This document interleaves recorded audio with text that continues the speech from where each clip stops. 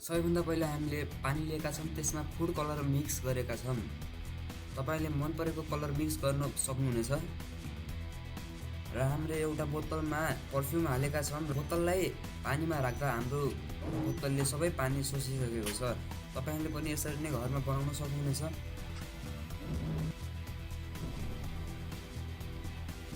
र हामीले दुईटा पेन लिएका छौँ। त्यस पेनको क्याप हामीले नचाहिने भएले हामीले फालिदिएको छौँ र दुईटा पेनलाई सँगै राखेर हामीले पेपरमा राम्रोसित चेपिम र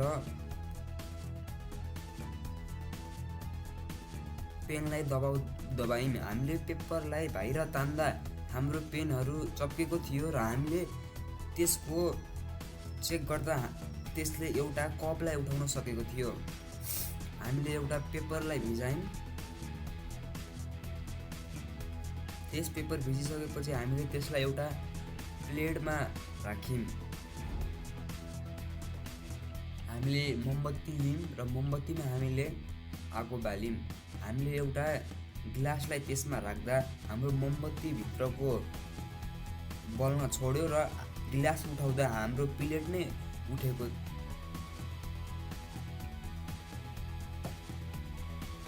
हामीले सलाइको काठीहरू लियौँ र त्यसलाई हामीले फोल्ड गर्यौँ।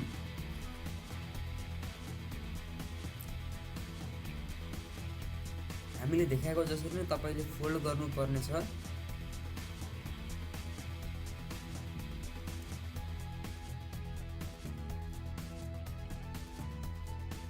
र हामीले एउटा बोतलमा फोल्ड गरेपछि राख्यौँ र हामीले अगाडिको भागलाई लाइटरको सहायताले थोरै थोरै गर्दै जलाउँदै राख्यौँ।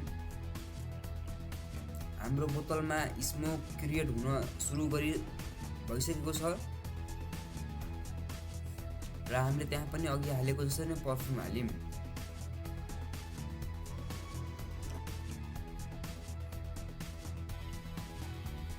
हामीले सलाइले बाल्दा त्यहाँ हाम्रो आगो जेनेरेट भइसकेको छ। हामीले एउटा कागती लियौँ। यस कागती नेपाली कागती होइन, यो बाहिरी देशको कागती रहेको छ। र हामीले एउटा इयरबड लिएर त्यसलाई लेमनमा राम्रोसित लगायौँ र हामीले एउटा A4 पेपरमा त्यहाँ केही लेख्यौँ। तपाईँहरूले आफ्नो मन लागे जसरी नै लेख्न सक्नुहुनेछ। र हामीले मोमबत्ती बाल्यौँ र त्यसलाई तताउँदाखेरि हाम्रो लेखिएको सबै देखेको छ। यहाँ सब्सक्राइब लेखेको छ, तपाईँले पनि सब्सक्राइब गर्न नभुल्नुहोला। हामीले एउटा कचौराभरि पानी लियौँ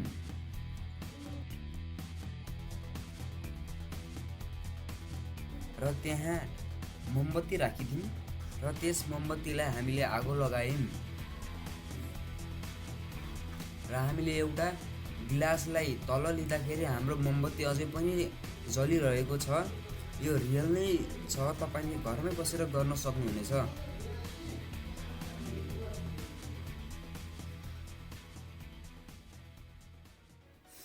हामीले एउटा डिब्बा लियौँ र त्यस डिब्बाको ढक्कनमा सानो होल गऱ्यौँ र हामीले दुईटा जुसको स्टिक लियौँ र त्यस स्टिकलाई हामीले थोरै काटेर अर्को स्टिकसित हामीले चप्कायौँ। तपाईँले पनि यसै देखाएको जसरी नै गर्नुहोला।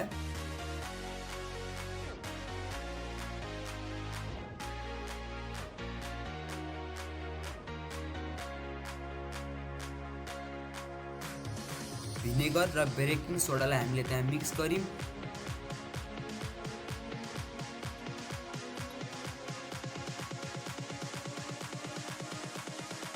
र हाम्रो अर्को गिलासमा हामीले आगो बालेर हामीले थोरै थोरै गरेर त्यहाँ ततायौँ।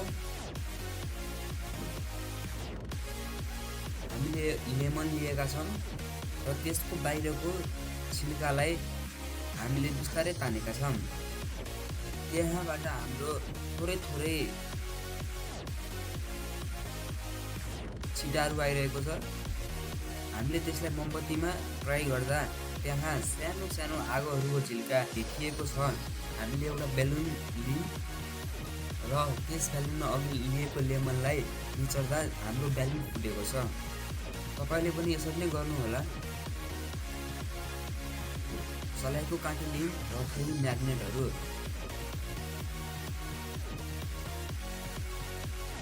हामीले म्याग्नेटले उठाउँदा सलाइको काँटी उठेको छैन र हामीले त्यस सलाइको काँटीलाई आगो बाल्यौँ। हाम्रो आगो बलेर सलाइको काँटी निभिसकेको छ। हामीले यसै गरी 2-4वटा अरू पनि लियौँ र हामीले म्याग्नेटको सहायताले उठाउँदाखेरि अहिले उठेको छ। यो तपाईँले घरमै बसेर ट्राई गर्न सक्नुहुन्छ यस्तो प्रोजेक्टहरूलाई। हामीले एउटा बोतल लिएका छौँ, त्यस बोतललाई हामीले बिचबाट काटिदिउँ। हामीले त्यस बोतललाई मिलाएर साइज अनुसारले काटेका छौँ। तपाईँहरूले पनि यसरी नै काट्नु होला।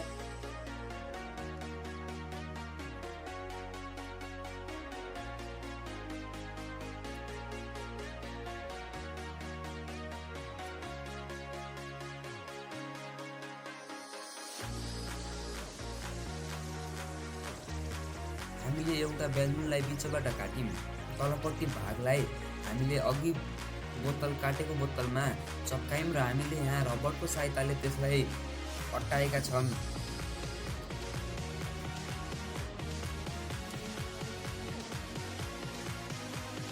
हामीले फेरि पनि सलाइका काटिहरू लिएका छौँ र त्यसलाई हामीले अघि बेरेको जसरी नै बेरेको छौँ। तपाईँहरूले अघि सुरुमा बेरेको तरिकाले बेर्नु पर्नेछ।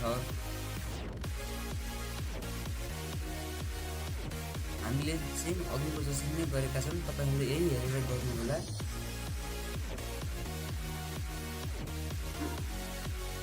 हामीले त्यसलाई बोतलभित्र राख्यौँ र हामीले त्यहाँ लाइटरको सहायताले जलायौँ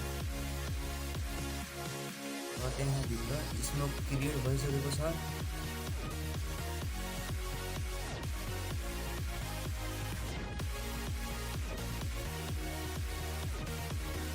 पछाडि ब्यालुनमा हामीले हाल्दाखेरि गोलो गोलो स्मोकहरू आएको छ।